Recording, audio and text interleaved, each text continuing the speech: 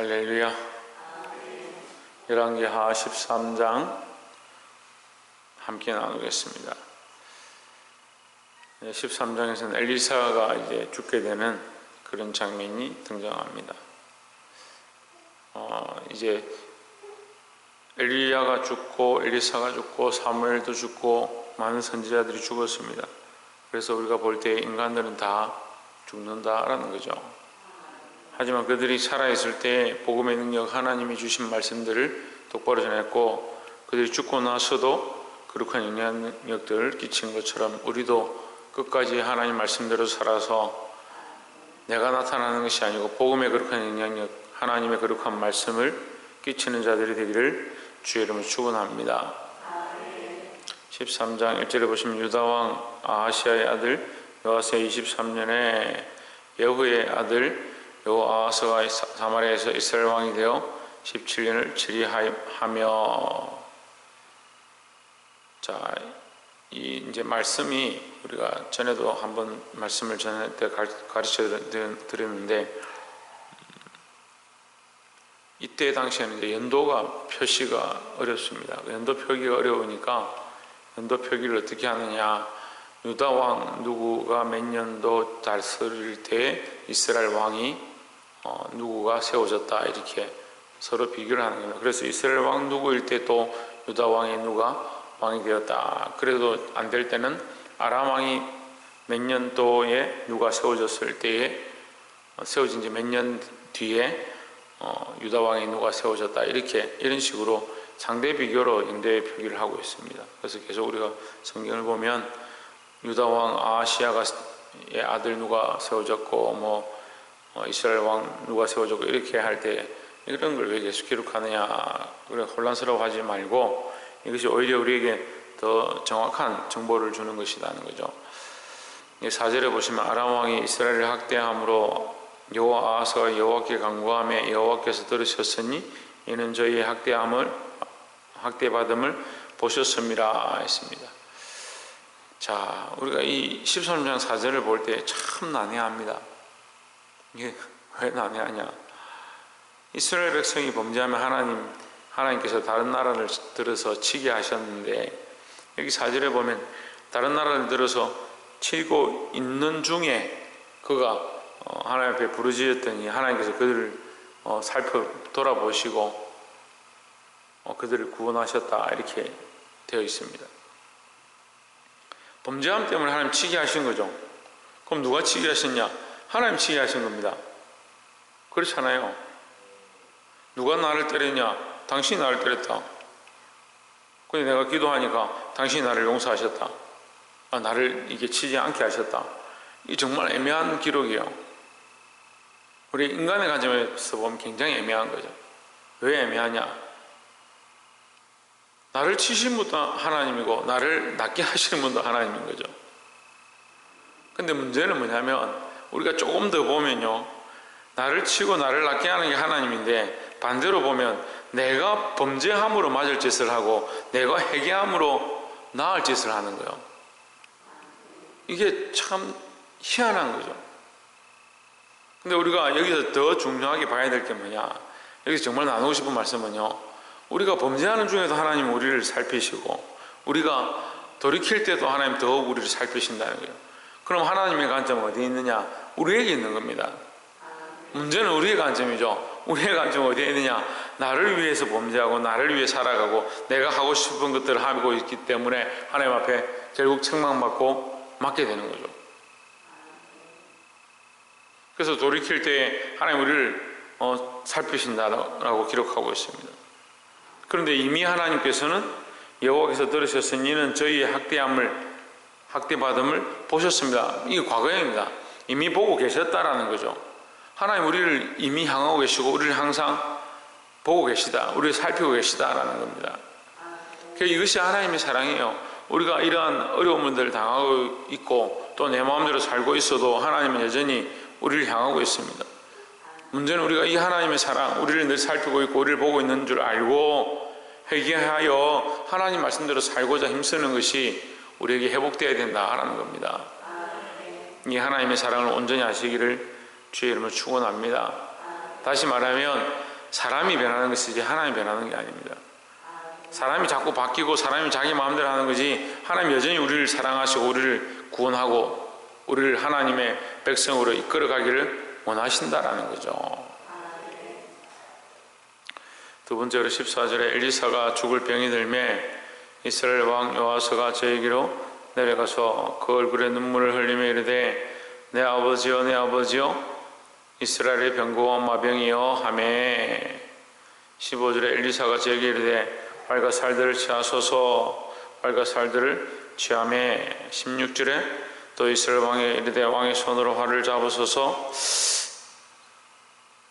그 손으로 잡으며 엘리사가 자기 손으로 왕의 손을 안찰하고 했습니다. 자, 엘리사가 죽게 되었는데 요아스가 누구를 찾아가냐? 엘리사를 찾아갑니다.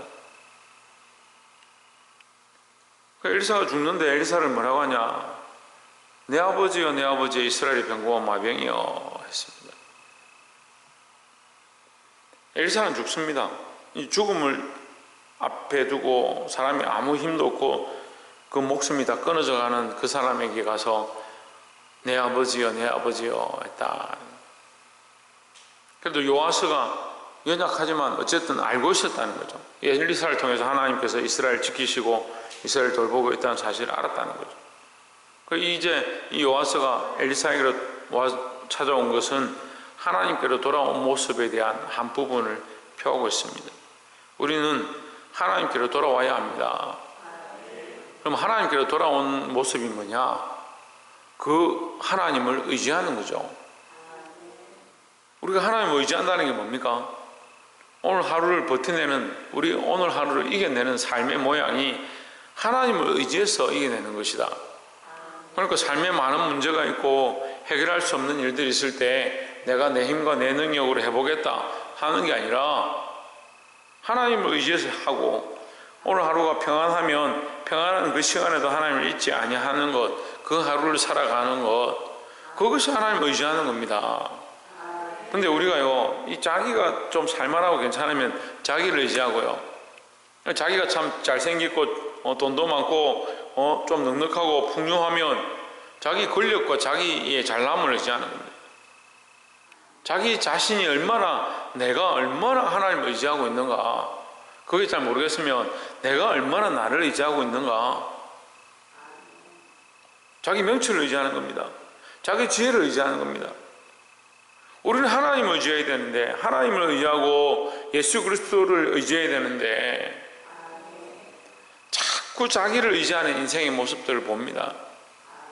오늘 이 요아스가 그래도 엘리사에게 돌아와서 내 아버지여 이스라엘의 병거와 마병이여 했을 때 그 의미가 당신이 나의 의지고 나의 힘이고 당신이 우리 이스라엘의 능력입니다, 이렇게 하는 거죠.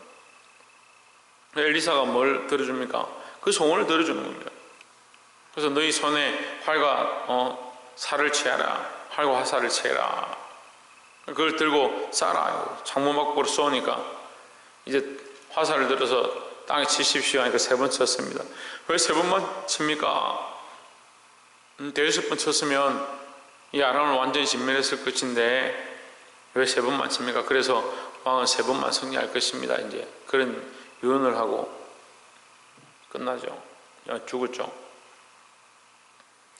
근데 이제 죽고 나서가 또 문제예요. 20절에 보면 엘리사가 죽음에 장사하였더니 해가 바뀌매 모압 적당의 지경을 침범한지라 했습니다. 이스라엘 땅을 침범해서 모압 이 악당들이 쳐들어왔는데, 쳐들어와 싸우다가 사람을 이제 굴에다 집어 던집니다. 굴에 던지는 하필 엘리사가 있는 그 시체 옆에 떨어진 거죠. 그 엘리사의 시체에 그 뼈가 닿았습니다. 엘리사의 뼈에 닿자 21절 보시면 곧 회생하여 일어섰더라 했습니다. 이걸 왜 기록했느냐? 엘리사의 능력이 그 하나님의 능력이죠. 그럼 엘리사는 죽었습니다. 하지만 그에게 뭐가 남아있느냐? 하나님의 능력은 남아있는 겁니다. 나는 죽어도 하나님의 이름이 거룩하고 나는 아무것도 아니지만 하나님의 능력이 내 속에 있음을 우리가 기억해야 되는 거죠. 그래서 오늘날 이 시대에 이 한국교회의 가장 큰 위기를 저한테 물으라 하면 가장 큰 위기 중에 하나가 뭐냐면 신사도주의예요. 능력이 여러분 죄가 아닙니다. 성령의 역사가 병을 고치고 이적이 일어나는 그게 문제가 아니에요.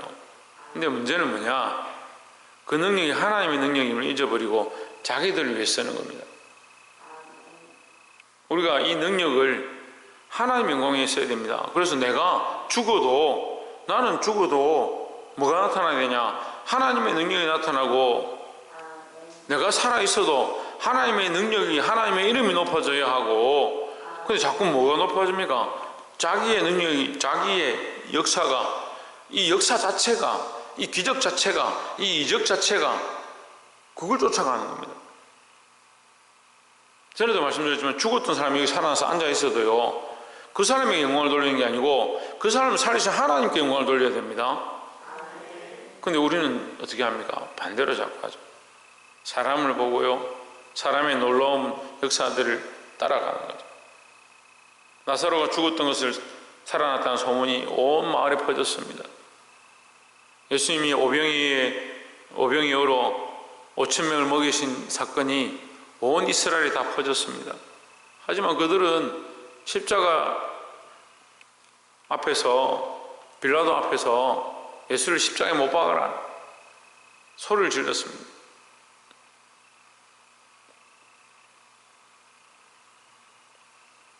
사람을 바라보고 이적을 바라보면 우리가 정말 바라봐야 될 것들을 보지 못합니다. 인생은요, 오늘 13장에서도 우리가 말씀을 통해서 알다시피 사람들 뭘 보느냐, 겉으로 드러나는 것, 자기를 의지하고 인생의 모양들을 의지하는 겁니다. 하지만 우리는 돌아와야 합니다. 하나님을 의지해야 합니다. 죽은 자도 살리시는 분이 누구냐? 하나님이라는 거죠. 그러니까 엘리사가 죽었지만 그에게서 능력이 나타났습니다. 다시 말하면 뭐요? 엘리사의 능력이 아니라는 거죠. 우리가 죽어도 하나님을 드러내고, 살아있어도 하나님을 드러내고, 하나님의 이름을 드러내고 예수 그리스도의 이름을 영화롭게 하는 저와 여러분의 삶이 되어지기를 주의 이름으로 축원합니다. 오늘 하루도 자기를 의지하지 말고 우리가 할 수 있으면 더 겸손한 자세로 예수 그리스도를 자랑하고 하나님을 나타내고 하나님을 의지해서 승리할 수 있는 저와 여러분 되시기를 주의 이름으로 축원합니다. 기도하겠습니다.